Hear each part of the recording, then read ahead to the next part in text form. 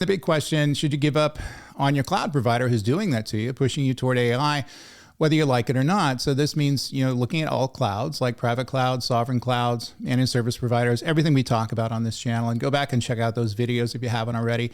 Those are going to be viable options in that they're not going to push you to typically proprietary lock-in technology. The large hyperscalers will, because they feel they need to. They feel they need to drive up the stack and provide sophisticated services that they view are going to be game-changing in the market. However, many of the enterprises who leverage those services will find that they become lock-in that are very difficult to displace later on down the line, and uneconomically viable to do so. And you don't want to be put in that situation. You don't want a technology provider to dictate your IT strategy. And I think many of them are looking to do that. Now, I think for many enterprises, this is going to be a critical junction. So in other words, are you going to continue on with your hyperscaler? Are you going to move to different platforms, either your owned platforms that run in your data center or a data center that you rent, managed service providers, private clouds, sovereign clouds, or some of the second tier clouds that are out there.